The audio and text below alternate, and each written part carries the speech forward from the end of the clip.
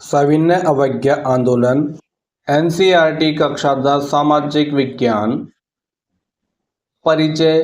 सविनय अवज्ञा आंदोलन महात्मा गांधी के नेतृत्व में 1930 में ब्रिटिश शासन के दमनकारी कानूनों के खिलाफ चलाया गया अहिंसक आंदोलन था। इसका प्रमुख उद्देश्य ब्रिटिश शासन के अन्यायपूर्ण कानूनों को न मानना था। इसके कारण जो थे वो इस प्रकार थे। ब्रिटिश सरकार द्वारा भारतीयों के अधिकारों का हनन, 1929 के लाहौर अधिवेशन में पूर्ण स्वराज की घोषणा, ब्रिटिश सरकार द्वारा भारतीयों पर लगाए गए कठोर कर, नमक कर, विदेशी वस्त्रों पर निर्भरता और दमनकारी नीतियां इसके तात्कालिक कारण थे। दांडी मार्च।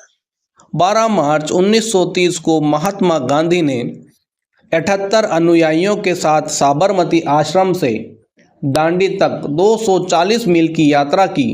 6 अप्रैल 1930 को गांधी जी ने समुद्र तट पर नमक कानून तोड़ा। इस घटना से पूरे भारत में ब्रिटिश शासन के खिलाफ विरोध प्रदर्शन तेज हुए। इस आंदोलन की मुख्य विशेषताएं थी। यह अहिंसक आंदोलन था। नमक कानून का इसमें उल्लंघन किया गया, विदेशी वस्त्रों का बहिष्कार किया गया, करों का भुगतान न करना और ब्रिटिश शासन के प्रतीकों का बहिष्कार, ये सभी इस आंदोलन की प्रमुख विशेषताएं थी। आंदोलन के प्रभाव की यदि हम बात करें तो ब्रिटिश सरकार को भारतीयों की शक्ति का एहसास हुआ। हजारों भारतीयों की गिरफ्तारियां हुई।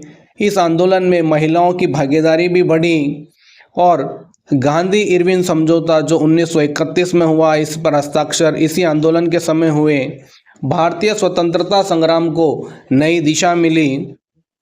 गांधी इरविन समझौता 1931 में जो हुआ उसकी मुख्य बातें इस प्रकार हैं। गांधी जी ने लॉर्ड इरविन से वार्ता की।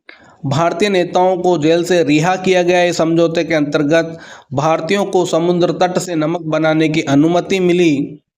हालांकि कांग्रेस सभी मांगों को पूरा नहीं करवा पाई।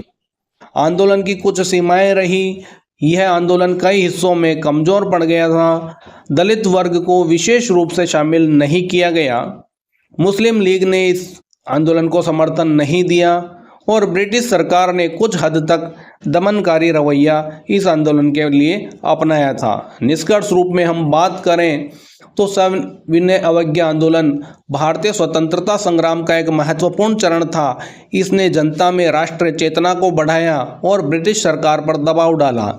इसके परिणाम स्वरूप आगे चलकर 1947 में भारत को स्वतंत्रता प्राप्त हुई।